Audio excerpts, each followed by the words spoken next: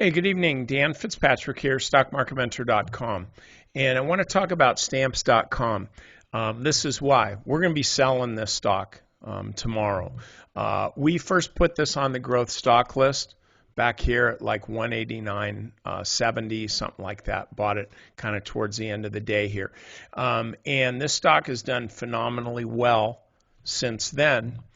And we sold some when we're up for 45%. Now we're up about 70% on the remaining half of the position. And I'll be taking profits on that tomorrow. This has been a really good trade, which is why I'm showing it to you now. Okay? Seriously, that's it. I'm showing it to you now. But this is what I want to mention, why I want to emphasize this. If I'm trading according to like just key moving averages. If I'm just trading, let me get rid of this. I'm closing the trade down so I don't need all this stuff. If I'm trading according to moving averages, I'm looking at this stock because there's a lot of stocks that are looking like this now. Adobe looked like this a few days ago. We got a whole bunch of them. I call them pinch and pops. Clearasil patterns. But so we're looking at the stock here. It's pulled back to the 50-day moving average. And I'm saying, like, you know what? I think this stock, this is a pretty nice, shallow, drifty move here. This is a pretty good setup. So I can buy the stock right here. And then, I'll set the stop because my thesis is the stock recovered off of the 50-day moving average, so this should move up. I think there's buyers here that are going to wind up pushing this stock up here, right? So stick with me on this. So because of that, that's my theory. I think these buyers are here.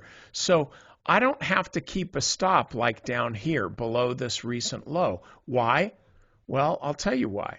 Because if that's my stop, and my theory is that this stock's rebound off the 50 is going to work into higher prices, then wouldn't you think that I would know that I was wrong and this is not going to happen before the stock gets all the way down to here, before it breaks down there?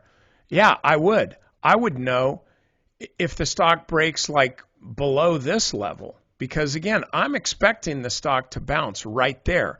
And so if it doesn't bounce, but instead it keeps falling, I can get out with a really small loss. It's a loss, but it's a small one. So, okay, stock goes up, and see, it kind of farted around for a few days here, but I didn't get stopped out.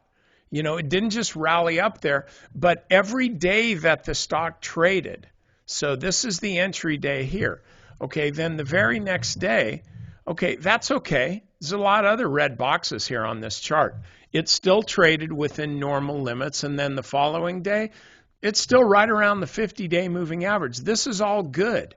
There's no shakeout here. There's no reason to sell the stock because, I would like it if it was up at $2,000, but it's trading right where it has every right to trade. Okay, and then finally this trade really starts getting going, right? So I'm thinking, okay, 50-day moving average is good.